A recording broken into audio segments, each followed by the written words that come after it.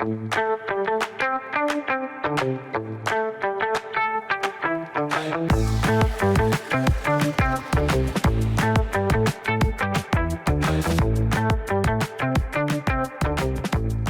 let's give a big warm welcome for Jackie Anderson. Welcome, Jackie. Thank you. This is going to be a nice discussion with everyone that's here today, and we'll talk about how you can do that. But Jackie, you've got 30 minutes, and you can basically cover what you would like to cover, and then there'll be 30 minutes of question and answer. So Okay. The floor is yours. Well, thank you. Thank you. And I noticed you had my bio on the website, correct? Correct. Okay. And I want to go back to that just a little bit because there's a couple of things that I want to bring that I didn't put in here. Number one, I am in Pima County rural. So I've been here a bit.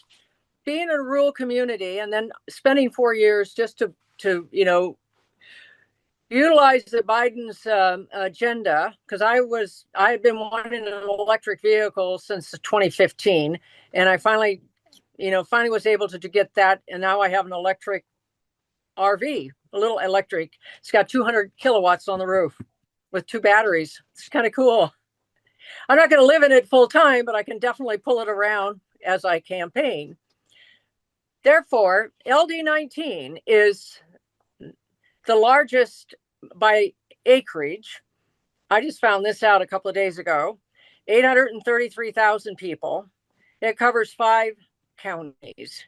Pima, of course, which is Green Valley and everything going east and south of I-10, starting about where Wilmot is, I think. I have some good maps now that I can see where the neighborhoods are, so I can build a better strategy as I go forward. We have 3 precincts in Santa Cruz, and I have about 46 precincts in Cochise, which is the biggest chunk. And Graham County has, I think I have 20 precincts from there. I think they have a few that are in another district. And then we have 6 precincts in Greeley, our smallest county by population, and I think by land size. I'd have to double check that one. Now, why am I running? Well, when the big bad bill was passed, I couldn't, the only thing that I locked into was the Medicaid, which is our access. And as a retired RN and working in an ER for 19 years in this state, I just thought patients are really going to suffer, and the critical access hospitals are going to have to cut their services. I was in a critical access hospital, and I enjoyed the challenges that we had in helping, give patients the best care they needed. And many patients have to be transferred from rural communities. We normally don't have a full-time surgeon and an ICU unit with staff that's staffed 24/7. So and our dynamics of our population is changing rapidly over the last 10, 15 years. That's what really brought me to the head. And I went to my LD chair and I asked him, I said, I think I could run. And I had heard a conversation from one of our other elected officials that came to visit us that they need people to run. And I remember in 2024, we only had 2 candidates, and that was okay, but there wasn't the 3rd candidate. Now you have 3 Democrats, 1 for the Senate and two of us for the House. And there was a study somewhere saying that, 70% of elected officials are unopposed. And I don't know if that means just for Republicans or for Democrats or for what, but that's terrible. And it's expensive. I understand that. I don't have $250,000 to spend on this, but we're so privileged with the clean elections. And I remember doing that back in the 90s. I did that a couple of times. I thought that was really, and I forgot about it for a while, and I came back to it. I think the clean elections of $5 donations, I think, is really beneficial, so that the average person, and many people have to work their 40 plus hours and then campaign off on their days off. I'm retired. I plan to campaign almost every day. I like to take maybe Sunday off and just keep working around my campaign plan. So what is my plan? Well, I do know the desert. I love the desert. And my daughter was in 4-H, so we've been around the state a little bit with all of her 4-H activities back in the 90s. And that helped a lot. Plus, we belong to a riding club, the Arizona Mule and Donkey. And we got to see, we did a little horseback or mule riding up in the Chiricahuas twice that I can remember, and various other places around the state. So I'm not afraid of the 5 counties. Everybody thinks this is just terrible. I've already been to Graham twice, and I've been to Benson once. I'm going back to Cochise on Saturday to visit with the Havasu, Fort Huachuca. No, it's city. I'm going to have they're having a meeting there. And since I am retired, I can drive and take my time. I can stay overnight somewhere. Maybe I can find somebody might have an extra bedroom, but I'm not going to worry about that. And I think the issue is we have the largest land mass. 833,000 people sound like a lot, but there's a cluster, Green Valley, part of South Tucson / county, Vail. Then you got Benson, Wilcox. Sierra Vista is our next largest populated area. Of course, Bisbee is in District LD21, but Douglas is in 19. And then going north, I have Safford with lots of little tiny communities up and down there along the river. And then, of course, Greeley, I've only been to a couple of times in my life. And I'm looking forward to be able to run around, drive, and really understand that communities. And I'm willing to do it. If anybody wants me to come, my bags are always packed, and I'm ready to go. I call my neighbor and ask her to feed my animals, and I'm off for an adventure. Now, so that shows you kind of where it's a lot of land. I'm probably going to put 100,000 miles on my car easily, or my truck. I've got I got 2 options, and I'm going to go through several hiking boots. I can tell you that, because there's going to be a lot of walking. And the issue that's unique is different with rural is if you have a gate and a cattle guard, you just don't cross it without permission. I have my gate closed, and that's just the way because you want to keep your animals in and safe. And some people don't have animals, but they still want their outside gate. So I can't really do door knocking.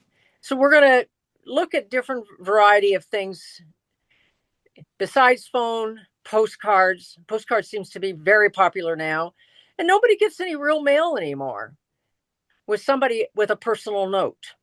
And that's what I hope we can do. Then, there's going to be the Facebook, my website. People can write to my email. I'm not going to be like the New York mayor-elect, although I would love to be able to have someone help me and do a couple of really fun videos. And that's going to come. I think it will. And I'm willing to learn. I'm already struggling on a couple of things, but I think my right-hand side of my brain is starting to get creative, and I have to keep the left hand, keep the analytical stuff down a little bit. So with that, the issues, and there's way too many. And I'm so glad and I'm just slowly learning. I have just the big top 30,000 foot look at looking at access. I know enough about it, but I don't know everything. And my understanding is at the current Democrats who are in the House, I think we have 27, if I'm not mistaken. They have a plan, but right now they're in a minority. And I keep hearing over and over, we have to elect more Democrats. I like to be one of those. I'd like to be number 28 or maybe even 31 so that we could become a majority. How are we going to fix? We can't fix access. We have to be able to figure out, we have to have some kind of a contingency plan and some kind of a triage plan. That's my nursing background, is to who's in the most dire straits and who needs help somewhere in the state. Which small little community hospital needs help from Phoenix or Tucson? Who's going to be able to help and reach out to somebody and say, yes, we'll take more of your patients? That's going to be difficult for some of these large medical centers. They do have to, try to find and accommodate not only patients that are coming in from out of their area, but besides their own citizens in their community. So when I looked at that, I've looked at it, the fact that we do have the EMTALA law. Patients can walk in, any person, any human being, no matter where you came from, can walk through the doors and say, I have an emergency. And we triage them and we treat them accordingly. And then we send them on their way or we transfer them. And my understanding was that there was a reimbursement rate to the hospitals if they were uninsured, whether they were legal or illegal status into the country, that there was some reimbursement for the under the EMTALA law. Now, things I know is going to change rapidly, and I'm not, and I think things could change even next week. Then from there, the clinics, and it's already started. I attended Senator Gallegos' town hall last Friday, and an ER nurse said that they're getting inundated with transfers from all of the small rural community hospitals. And can you take them? Can you take another patient? And it's starting. I think it's like a domino effect. And if it happens in Arizona, is it going to happen in the other 40 or 50 states? There's some states that may not have the level of rural communities as the West does. That kind of puts me in what can we do? I don't really have all the answers. I'm still learning, but we need to have a majority. And I know that the current legislative Democrats have worked very hard, but when you can't get your bills even out of committee or won't even be allowed to be submitted in the health committee, where do you go? You let it sit on the desk. That to me is the major issue with everything that I think I could do. So what am I going to do? I need to talk to people, one-on-one, small groups. I'll eventually get to larger groups. I like to be able to meet people on a one-on-one. And when I took some of the classes, and I'm still learning, I find that it takes baby steps to get there. And just because I walk slow doesn't mean I can't think. And I'm really pleased about, so far, of the meetings I've attended, been invited to luncheons to speak, small groups, and also all of the Democratic clubs in the 5 counties. And will my voice be heard? I hope so, because I would like to be able to speak louder. And I think that as Democrats, we need to really make a lot of noise. If I could run around in a frog suit, that would be kind of fun too. But that would be a little scary too. I'm afraid I'd trip. We just need, and I'm feeling that the class, as I went back, I forgot, as the classes had mentioned, in it, the one-on-one contact is extremely important. And I know the canvassing is very important door to door. In rural communities, we have to do something. We have to be very creative, and we have some ideas. I've been given several ideas of how we could get around that. And I could sit in a small community, find a local coffee shop, and just have my sign on my car door and just see if I can grab people that come and go and talk to them. Maybe call people and say, I'll meet you at some little restaurant or some little community area, and we can sit and talk about what is your concerns and what are your issues in regards to the legislative system. It's going to take a lot of time. That's why I think I can do that. Again, I have 6 days a week plus, and that will be sort of my method of working. And as for the classes, I've been to Beth Meyer's class, and I'm currently in Arizona Liz's class. Plus, I have picked up numerous classes on other Zoom all over the country. I just keep searching for things besides reading a couple of books. But I like the classes better because you have more time to have breakout sessions and practice, which is something you can't really do with a book.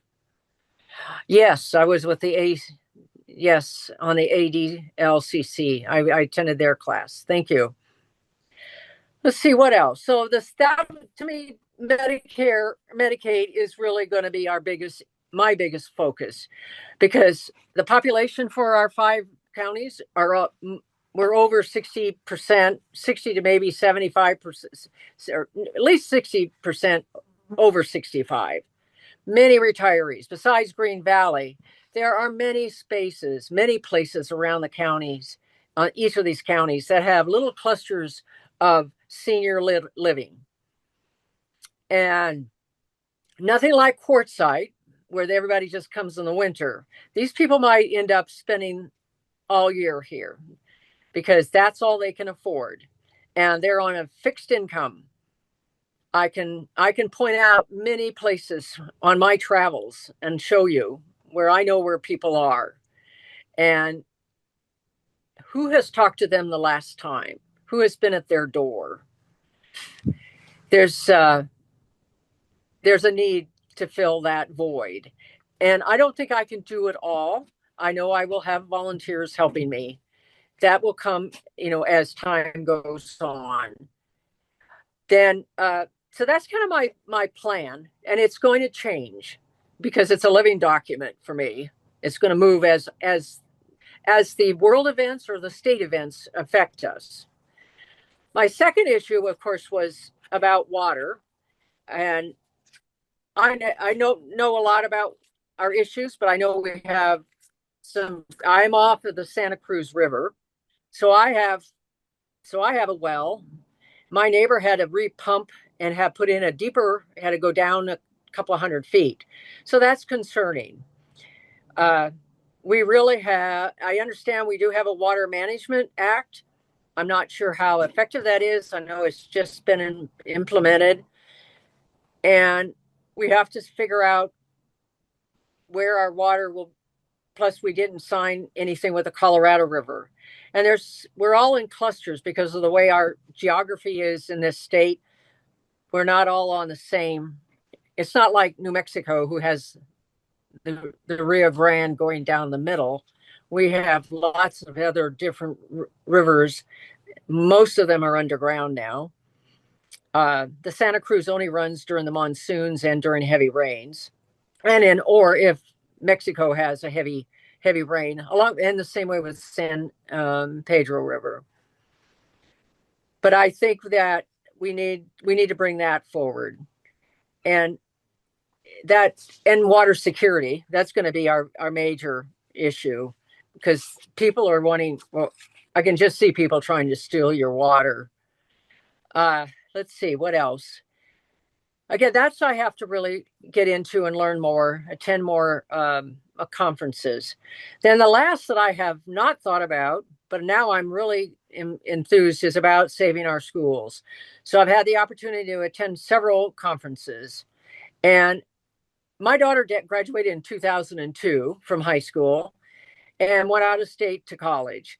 But I never realized she did fine. I never heard any problems in the school district about this voucher system. I guess it really just kicked in the last, 10, 15 years. And it's just appalling that we don't know what is going on with these children who are supposedly going to a private school, and no attendance is being pulled, no academic report going to the state, no accountability for the finances of how they are using the money for teaching these schools, and their teachers. And are the teachers masters prepared? I don't know if we have to be masters prepared, but are they have a degree to teach? So that's fascinating. I just can't believe it. So I was able to pull the data off of their website, and I don't have it in front of me, but I was appalled at the schools that I went through LD19, and I know most of them now. I've already made a deep dive on that. How many students get pulled? And for an example, just 2 students out of one of our local grade school, elementary schools, $70,000 for 2 students. Then I'm really concerned about, there's a little note on the report stating X amount of students have, and they're pulling money out of that particular school district, but these students have never attended that school district. That's odd. So are they really students? So I guess that has come up again. And I mean, there's a lot for me to still learn, but I definitely think that as I go around the state, I want to still find out what is happening at the street level. Because what people's stories are, I can bring back to the legislature.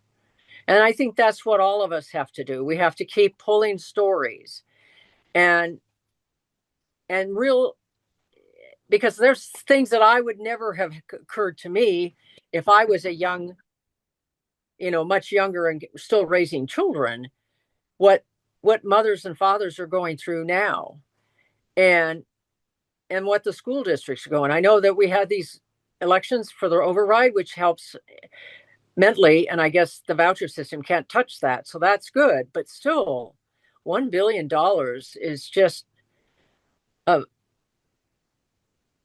it's just awful. I'm sorry.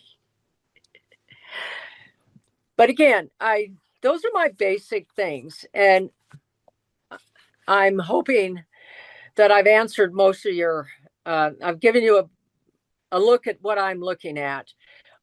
There's things I haven't seen yet, and I need feedback.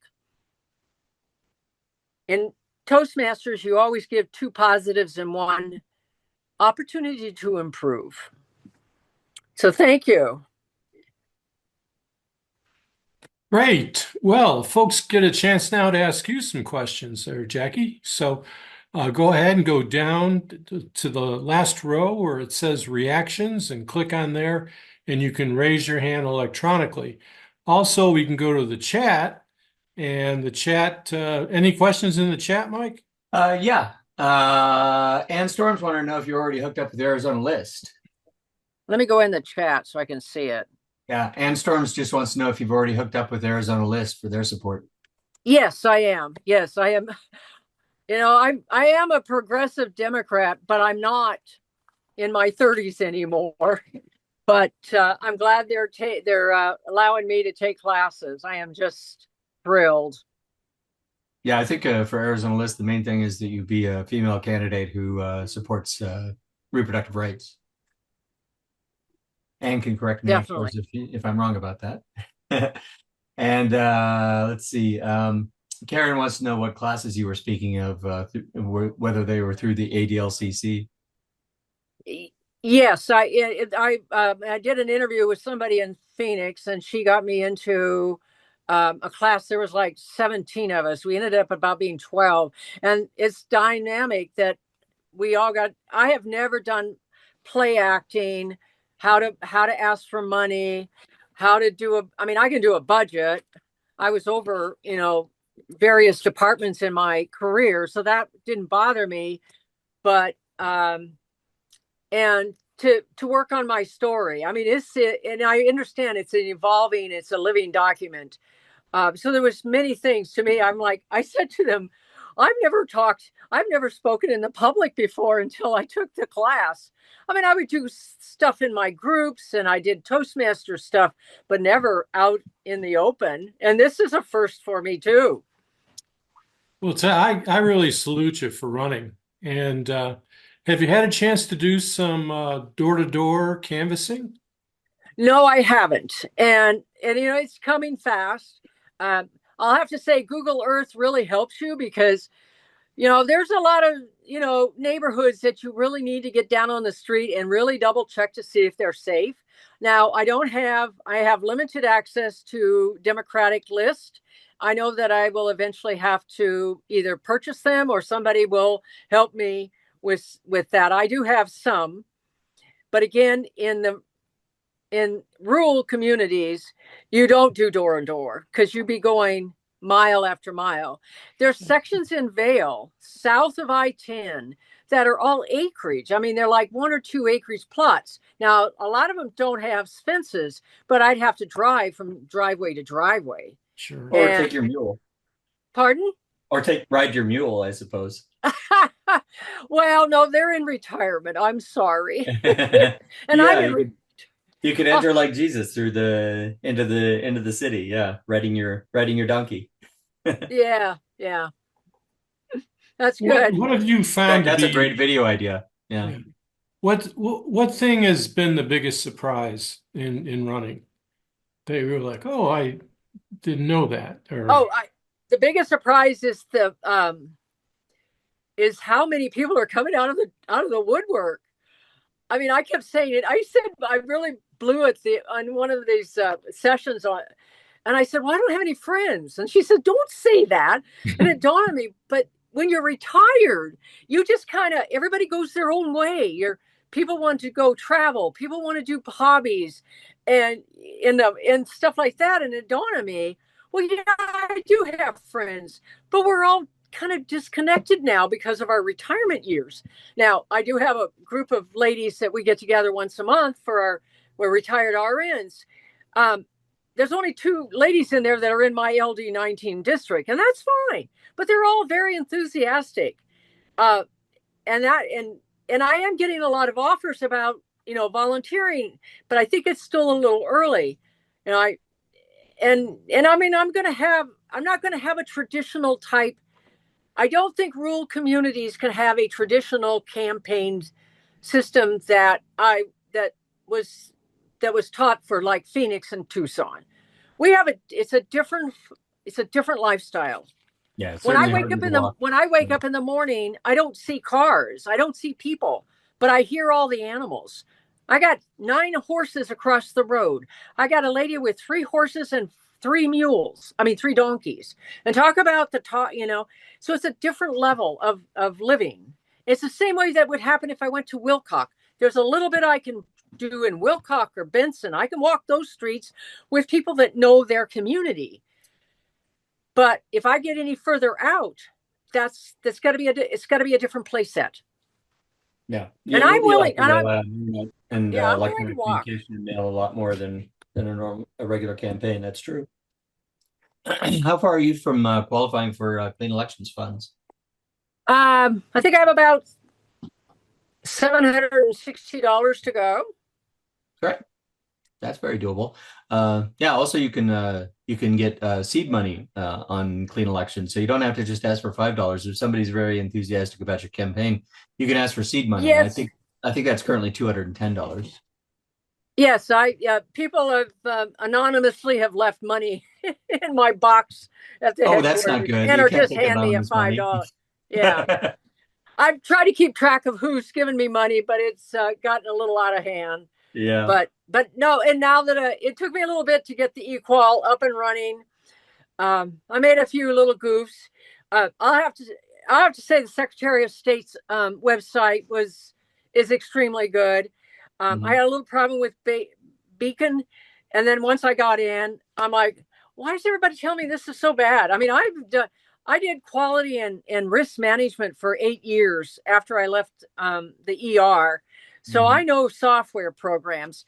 So I was very impressed. I had to call them back and say, hey, I like your Bacon software. And I think in August they were doing some upgrades, and maybe that might have been part of the problem.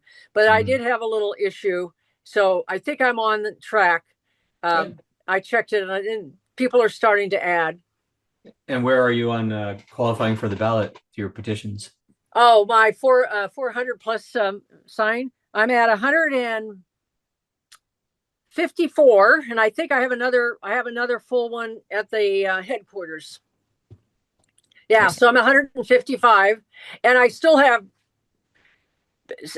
Cochise, Graham, Greeley, Santa Cruz. They all have the forms for a while. So yeah, as be sure to go well over. So in case you get challenged, you'll have plenty of room to breathe. Yeah. So that'll when and I look at if I could even do 3 a day, but on our rallies, I filled 10 yesterday, and I think we had 20. Actually, we had 20. I did 10, and then the 2 weekends ago, I did another 20. So I went up to the LD18 Sistamani, and I couldn't find any LD19 people. I was the only one there, but that was okay. I learned a lot, and I picked up a cute little frog pin. I think for Christmas, I think frogs in a little hat is going to be very popular this year. Yeah, how many hospitals are there in your district? 4. So Holy Cross and Nogales, Benson, Wilcox, Bisbee. Mount Graham is not a critical access. It's over 50 beds. They got a different structure. There's 2 clinics in Greeley. One is in Duncan, and the other one I think is in Clifford. And I know there's several in Safford. I didn't get the number. I think there's 4 clinics in Cochise County. I'm going to verify that when I talk to people on Saturday. Sierra Vista has a new hospital, but that's owned by a organization. 2 of the 3 hospitals have a partnership with one of our major hospitals in Tucson. Douglas has just an ER. They closed their hospital some time ago. What's going to me, the way I look at it is they will drop down to be in a transfer only, with maybe a possibility of doing a 23-hour hold, which they can do. New Mexico did that a lot. Because I worked in a critical access hospital in New Mexico, and but it's the staffing issue, and now with electronics, telemedicine, that does help. You can, you don't have to worry about the EKG. It goes straight to a cardiologist who can read it within, so many minutes, or even another ER doc. And CTs are going to go to Tucson, stuff like that. It's just. The thing is that if your practice is 50% access, who do you lay off when you don't have those patients? Yeah. So the dynamo is already flipped. It's already dropping. I would expect. Yeah, those cuts to the ACA are definitely going to come. They're locked in now. And I'm saying just for, and this is just us. I know there's critical access because I've done all of them. When I was the emergency nursing, I was a part of their group. And I visited many hospitals in the state over my career. I think we're going to have to do some kind of a state triaging system. I know it doesn't sound. I mean, there is an EMS system. That's what we have. We have a trauma system. We have an EMS system throughout the state, and it's going to be down to the EMTs to have to call they're providing their physician that they report to. Where do I go? Andrea has a question in the chat. More of a suggestion, really. She suggests that you put the link to your eQual for your petition signatures on your Facebook and other socials if you haven't done so already. Oh, thank you. Yeah, I did do the Facebook. Yeah, I think so. And actually, I might go in there and refresh it. Yeah. Good eye. Yeah, because obviously in a rural situation, it's harder to find places where people are gathering, harder to go door to door. So you might have to rely more on your socials for the equal. And it's available to candidates. So yeah, definitely use that. Absolutely. Get your and it's more secure and more certain than paper petitions. Yes, that we don't have to. I have a nice lady that's volunteered to help me go through the paper ones to validate them. Mm-hmm. So people, raise your hands and ask your questions of Jackie, or put your questions in the chat. In the meantime, I have a few questions of my own, if you wouldn't mind, Joe. Go for it. First of all, I think this whole donkey thing you need to lead into. This is social media gold. You writing a donkey in every ad, I think, has to happen. Oh my gosh! Well, actually, it's a mule there, and he's white. I'll have to find some old photos. I had to put him down, and he was 16 hands. Well, you just said you have a couple of donkeys across the road, so I know I do, but I can't. I'll have to find some old photos, but that would be cool. Yeah, absolutely. Yeah, I can find some old ones and just bring them up. I'll talk to my daughter about that. We'll play with that over Thanksgiving. Karen Gleason has a question in the chat. She asks, LD19 is so red, which it is a very red district. Do you think it's ready to elect a Democrat? I would interpret that question as more, what's your plan to get a Democrat elected there in LD19? Okay. Now, I never met the Republican candidates. Did they ever show up in Green Valley to even talk to? I have no idea. Very seldom. Very seldom. Thank you. Now, there is a little, with Gail flipping to the Senate, that's going to not upsetting me. That might upset her constituents. It doesn't take much for somebody to just say, and even though everybody knows that that's what we do in this state, you do your, 8 elections, and then you have to flip. Yeah. And then you can do 8, I guess, in the Senate. But I think it's 4, actually, but yeah. Is it 4? Okay. And I just think that could just be enough. And then the gentleman who is the current senator, I don't think I pronounced his name correctly, so I'm not going to say, maybe he might, yes. And I don't think either House or Senate really have the same everything. But I thought that in healthcare, I can tell you, when I talk to people, and if somebody comes up and says, I said, well, what about your grandmother? How is she doing on her access? Is your grandmother on access? Does she have good coverage? I mean, I'm going to hit, even if it's a young cowboy, really, breathing down my neck, I'll say, how are your parents doing on their health care, and your grandparents? I mean, I think that they may not understand the severity that's going to happen when people show up and have no insurance anymore, and they have to go to the ER because they can't see their doctor anymore. They have to go into an ER to be seen. I think because there's 3 of us now, I think we should just keep hitting, and also to look for there was 30,000 people that didn't vote in LD19 last cycle. What about the independents? Where do they stand? I mean, they don't have an organized party, but I want to find them.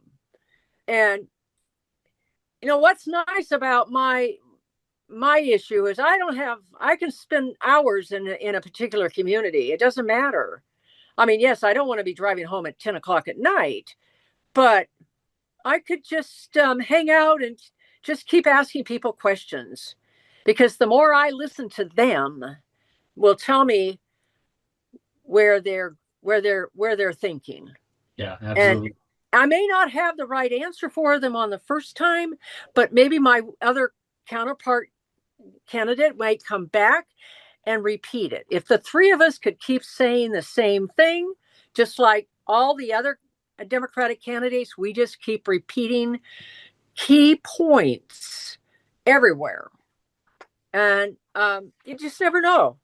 I'm not, to me, this is a journey and it's an adventure, but I'm also, I am not a person of using vulgar language, but I am very serious. I want to win, because I want to see us make some changes. I want to stop that chaos. Actually, I want to stop the chaos in Phoenix.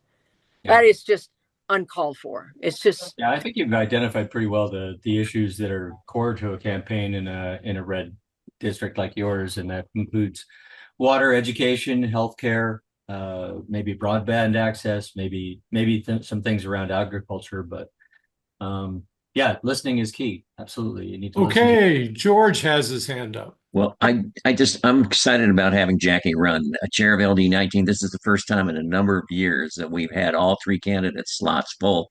Gail Griffin, who is running for Senate, flipped over from the House, will be 91 years old. And she has been a real stumbling block to get water to the rural areas and Cochise area. So the other thing is, Karen's answer, I think we're ready.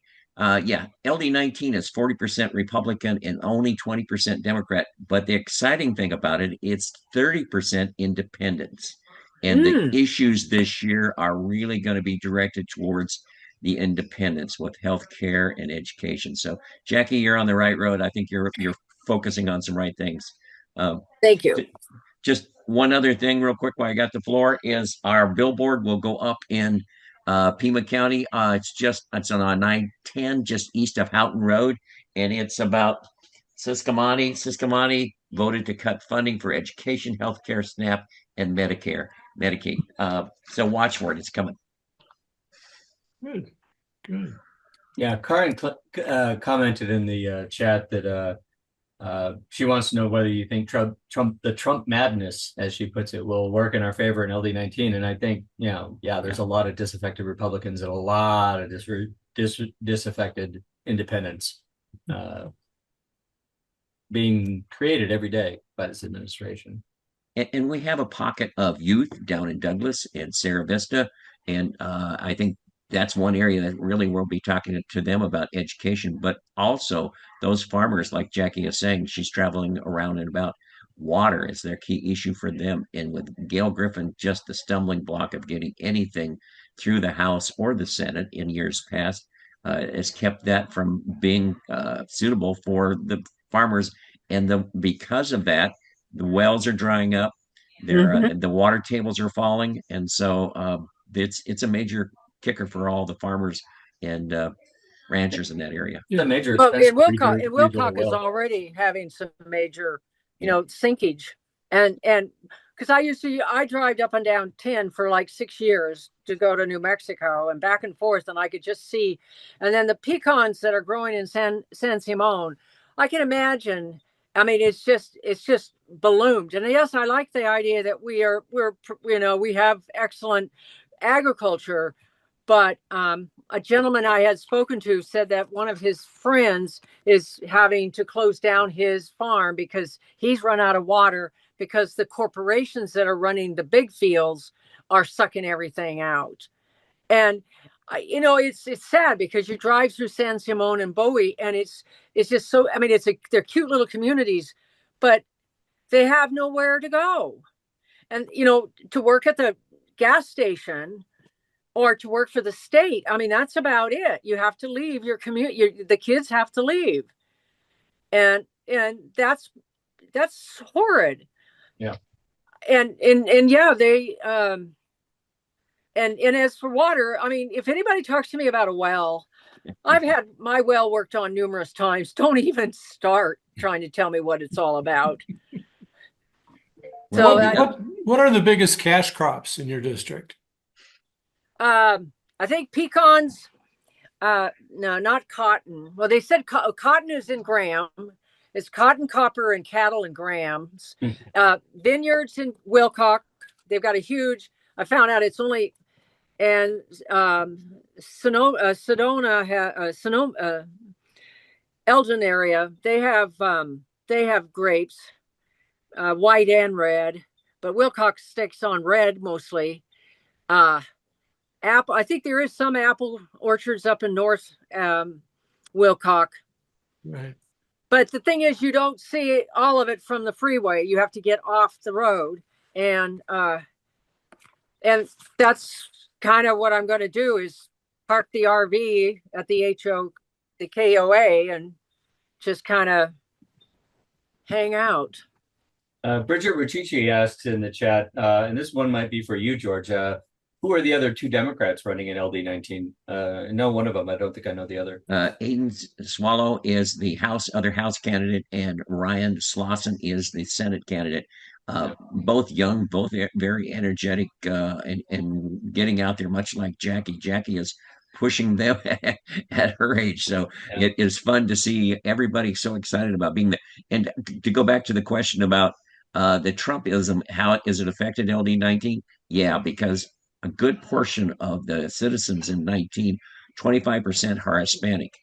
They might have voted before, but now they're not happy with the border security and the immigration policies that are going on. So that's a big flip to get the Hispanic vote, and all our literature will go out in dual languages.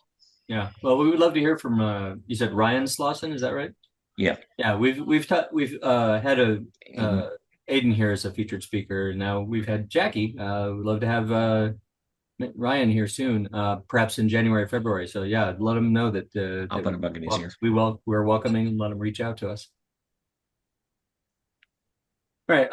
I do have a couple of questions around the vouchers. Are there private schools out there that are actually accepting these vouchers? Because you mentioned that two kids were withdrawn from your school district there, and $70,000 came out of the budget. So I got to assume they had some sort of learning disability, because you don't get $35,000 unless you have a significant learning disability. So I'm thinking they were probably at a private school, and now they're accepting vouchers, and so it comes out of the district budget, regardless of the fact that they didn't go there before. Right. Which is an injustice. But are there private schools out there that actually are soliciting voucher students? I think so. Actually, I saw an ad. I didn't realize that the current superintendent of our state schools is putting out ads to encourage students and parents to go to private schools and take the voucher. I saw an ad. The opposite of what the SBI is supposed to be doing. Yeah, absolutely. Yeah, and it was showing a school, and then at the bottom, and it was a private school. I can't even tell the name. I don't think I even got a photo of it, because I try to take every. They said they have sports, current academics, but that's it. And I didn't realize. I can't believe that there's no auditing process. I mean, you work in any business. If you don't audit, you're gonna. It's obvious that this got morphed into a really dangerous process. Well, it started off. That was by design. Yeah. And you're right. And I didn't want to mention the schools because I don't want to get into that. But I know I took pages after pages. I don't know if I can find them on but it was fat. I mean, some high schools, 200 or 300 students are out. Phoenix is horrid. Phoenix has got 25 schools that are closing overall, or closing parts of like the elementaries are going to get consolidated. I mean, it's just, and it's right in red districts too. Yeah, it's a double whammy because like the ESAs, but the changing demographics, people are having less kids, and so there's just less kids to go to school. Right, and then to think that other parents who, yes, they could be wealthy, but they're sending their children to public schools because of what they can offer, and then they're neighbors are going to the private school. I just, that's amazing. And I'm trying to figure out a way to make a grid off of this so I can do a little more statistical. Oh, I found it. I can't believe it. Let me just, I'm going to say, oh, Scottsdale, 3577, $37 million. 3,700 students is pulling $37 million. I mean, the parents or whoever. Little Seligman, 13 students. That was 130. But you're right. We can't forget the disabled and or the learning issues where students can't go to school. I mean, this even Sholo. Oh my gosh. Sierra Vista is 762 with 7,600,000. I didn't realize this was around. If I had seen this earlier. Yeah, well, we just hit $1 billion in monies withdrawn from our public school system by the voucher system. So it's going to be a big issue, and it impacts rural areas a lot different than it does urban areas. And so, yeah, you need to lean into that. But my biggest advice to you is lean into your experience as a career nurse, because you know healthcare better than most people do, certainly. And for a rural community with a lot of people over 65, that is a huge, huge voting issue that's not really partisan at all. It's really just, am I going to be able to get the medical services I need to stay alive? Yeah. And I haven't kept up with some of the newer, treatment modalities, but I agree with you. I have been a little reluctant, but you're right. But the thing is that when I meet with people, and I can see just based off of just assessing their, that they can breathe and they have, good posture, and that I kind of surmise that there's issues going on. And I don't want to probe, but I'm going to try to open up to see if I can get them to talk about what they are not getting. Yeah. Well, as soon as they hear you're a nurse, they'll open up. People trust nurses more than they even trust doctors. I know. I've heard that several times. Yeah. Thank you. Okay. Andrea has a question for you. Okay. Hi. Hi, Jackie. It's good to see you, and thanks for running. Post something every day on those socials. Okay. Post something every day. Okay. Post something every day. A picture, a comment, a picture and a comment. Also, I was listening to you, and it sounds like in your area you have the two younger people running. There's younger people, there's farmers, have you looked at the different groups and their priorities? I know you said you like to listen to what they say, which is a good way to do it, because you can set your goals that way by listening to your constituents. What's showing up? I mean, it sounds like water, healthcare, education is showing up a lot. Do they overlap among the age groups and the different professions? Okay, what's showing up in common for you? And my final thing is, when you send out the postcards and post things, pick 3 things that you're hearing. I would like to do this. I would like to do. We need this. We need this. We need this. Right. Some. I mean, you've never been in office. You've got to put it in a way. I guess you have to maybe be aspirational about it. Just pick 3 things. Keep hammering them away, because it's easier for it not to get lost in the noise. Thank you. I like. I do live in a community. My immediate community is a family with a lot of retirees. My neighbor and then I'm outside of Green Valley, so that's retired. So I'm not around middle, millennials or Generation Zs. What I did hear at one of my functions is this one woman said to me, she's probably in her mid-30s, and she said, "We're not going to be able to afford to buy a house." She said, "Maybe a double wide." And I said, "I bought a double wide." I agree with it. It was so much cheaper to get a double wide and some land than to try to maneuver into another community. So you're right. There's, if you can't you can't think about buying a house, a real on the ground, or even a condo, and you have to look at it. You know, and manufactured homes are great, but they're also, they don't have the resale value that a home does. No. Okay, time check. It's Please 1 table. o'clock. And Jackie, how are you doing on time? I'm good. Good. Would you like a couple more questions? Yeah, sure. Okay. And looks like we had one mic in the chat from Karen.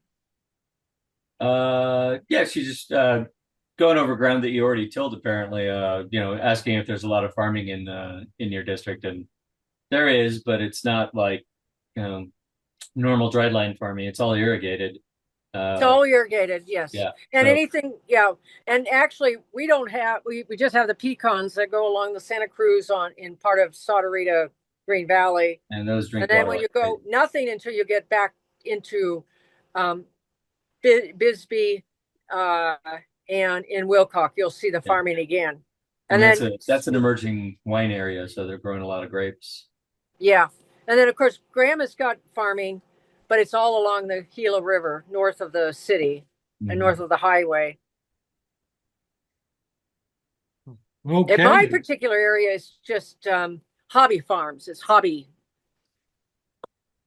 And cattle ranching and other animal husbandry is pretty common in the region. Yeah. Okay. Well, looks like we've had a great program and lots of good give and take. And Jackie, you've got a support group here. Come back and see us. And let us know what we can do to help. I mean, that's one of the Yeah. questions we just got from Karen Gleason in the chat. What can you just ask us for what you need? And I'm sure there's people here who would be happy to help out. Well, I certainly want to thank you for showing up and answering all our questions and telling us about your campaign. And shout out to George there for suggesting that we host you. That was a good suggestion, and we look forward to hearing from Josh. Warm welcome, Jackie. We'd like Thank you. Thank you. Okay.